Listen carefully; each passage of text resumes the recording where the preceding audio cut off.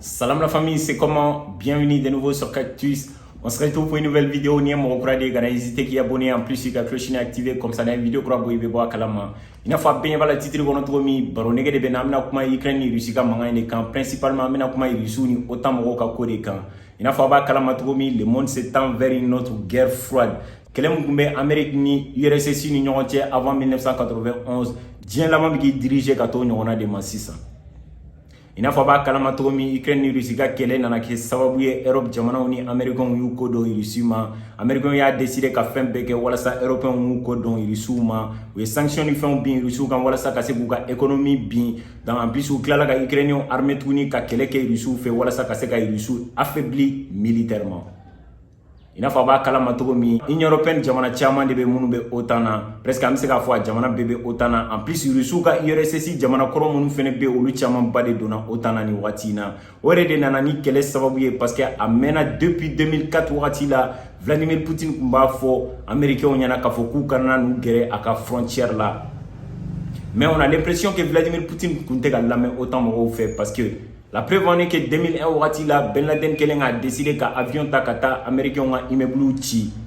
Vladimir Poutine de kera président follow muni américain nga président George Bush wele kaka dusumakashi irala auquel ambe balmuna don sans saba 2004 wati la américain nga président a décidé ka Vladimir Poutine jigi kari jamana koro mun kumbe URSS la Russie kerefe américain nga président a décidé ka déclaration ke ka yira ka fo ko o jamana nu dona otana san damado kofɛ u y'a décidé jamana minnu donna OTAN na olu ka arme nucléaire ta ka t'u sigi o jamana ninnu kɔnɔ Russie bɔra k'a yira k'a fɔ ko layidu kan b'a ni ɲɔgɔn cɛ k'a fɔ k'a tɛ OTAN élargi ka na an ka frontière la mais a bɛ ka continuer k'a kɛ o bɔlen kɔfɛ a tilala ka marifaw ta tuguni missile ta ka n'u sigi pays baltiw kɔnɔna la jamana minnu b'an ka jamana kɛrɛfɛ depuis o wagati la u tun tɛ ka Russie lamɛn u bɔra wagati la k'a yira k'a fɔ ko arme missile minnu sigi kun ye iraniyɛnw de kosɔn ko a ma sigi Russie kama. Donc Russie continuera au bel au Canada où est. On va continuer ka autant élargi. États-Unis ni Canada ni Angleterre a décidé ka wuli kuka sura sous blagata Ukraine konna la ko mega Ukraine on sura sous formé. En plus ou be ganani autant mo ka kelege mina wi yen fene. Russie nana jatemne ka foko autant mo Ukraine ma do autant na me autant bi gere ou la ou formé ka kelege mina wi fon duma ni kele wulu ni ñoche domi abison aga. En plus vous gérez aux frontières là wati a sur Biélorussie ni Ukraine drone de mado otana oni Géorgie ni Finlande ni Suède munu be Russie ka frontière là mais anana jatemne ka foko depuis kele wula Ukraine ni Russie ni ñonche Russie ka frontière autant mo be ga jamana bade de gagner Union européenne mo be ga jamana bade de gagner autant bi géré Russie ka frontière là domondo Kunjumene a to intro qu'on a la expliqué que le monde s'étend vers une autre guerre froide, c'est-à-dire avant 1991, que les Mugumbe Russes ni Américains ni ñonche autant mo ni URSS mo ni ñonche. Parce que anana jatemne ni wati na ka foko autant mo ya décidé ka ñoye do de ke ñoye konna la uya yira ka foko ou bena 300 000 soldats de déployés ka flanc est la wa jamana munu ni Russes be frontière la ou ga esti fan fait ero konna la. Il faut les pays baltes, Pologne, ni Roumanie, ni Estonie, ni Lettonie, ni Lituanie, il y a 300 000 soldats, c'est-à-dire que les soldats bas ça va vous déployer en là. En plus, au bon qu'on fait, au Borani Kumando Yeka, il y a Kafokubena, Ukrainien demain, ni quelques minants, quelle femme fait la côté, ko san nataula, c'est-à-dire wati nataula, ou va décider, ni Ukrainien, qu'on fera l'Union, quand wati naka, Union soviétique gland. Wati la ouye keleke mina munu glanyo on fait vidéo te menano ya expliquer na ka foko Ukraine yo keleke mina nu utiliser courir épuiser ka pan ou ko ku beno keleke mina nu de éléments parce que o keleke mina glantogo de kumbu bolo ina fo Russie be keleke mina glantogo me on a de kumbe Ukrainien bolo mais autant mo ko ku ba décider kana ka o keleke mina nu de éléments ku ke autant mo ka keleke mina ouye dans les jours à venir c'est-à-dire wati na taula et pourtant Vladimir Poutine qui est d'amener la Aïra Kafoko l'infrastructure militaire de l'OTAN ne cesse de progresser vers ses frontières. Aïra Kafoko autant mo ka keleke mina mbega gere ale ka frontière là au mandat ali aka kele kunyo de fono au-delà où ye jamana be bombardé jamana kuturu be bombardé wakati mina kele ou la Ukraine ni Russie ni ñonche. u ye Lviv bombardé ka Kharkiv bombardé ka Kiev bombardé i Kramatorsk nu u y'a bɛɛ bombardé o wagati la parce que u y'a yira k'a fɔ ko OTAN mɔgɔw ka kɛlɛkɛminɛnw tun bɛ yɔrɔ o yɔrɔ Angleterre ni Canada ni États-Unis kun nalen don k'u dɛmɛ base minnu na u taara o base minnu tilan caman tiɲɛ kɛlɛkɛminɛn minnu bɛ yen u y'o infrastructure ninnu bɛɛ tiɲɛ mais ni OTAN mɔgɔw nana fɔ bi k'a fɔ k'u b'a décider ka na ni kɛlɛkɛminɛnw ye OTAN mɔgɔw ka kɛlɛkɛminɛnw ka soviétiques ka kɛlɛkɛminɛnw remplacer o kɔrɔ b'a yira k'a fɔ ko réellement wagati bɛ ka gɛlɛya trop en plus o dɔrɔn t'a bannen OTAN mɔgɔw y'a fɔ ɲɛna k'a fɔ ko ils s'élargissent wagati bɛɛ u b'u ka frontières élargi ka na Russiw ka frontière fan fɛ a mɛnna y'a fɔ ɲɛna k'a fɔ ko Vladimir Poutine bɛ kangari da u ye k'a fɔ k'u kana gɛrɛ a ka frontières la mais Poutine nana jateminɛ nin wagati la k'a fɔ ko kangari da t'a ɲɛ en plus kuma fɛnɛ t'a ɲɛ baara kɛli de y'a ɲɛ fɔlɔ la a wulila ka taa bin Ukrainiens kan an tɛ kɛlɛ in légitimer mɔgɔ man ka wuli ka taa bin mɔgɔ wɛrɛ kan jamana wɛrɛ man ka wuli ka taa bin jamana wɛrɛ kan mais hali Europe kɔnɔna la nin wagati in na mɔgɔw bɛ k'a yira k'a fɔ ko n'i y'a ye kɛlɛ bɛ Ukraine ni Russie ni ɲɔgɔn cɛ a tɛ jamana fila ni ɲɔgɔn cɛ mais a bɛ OTAN mɔgɔw ni Russie de ni ɲɔgɔn cɛ parce que OTAN mɔgɔw de y'a ɲagari labɔ ka Ursi ladimi fa nana kɛlɛ kɛ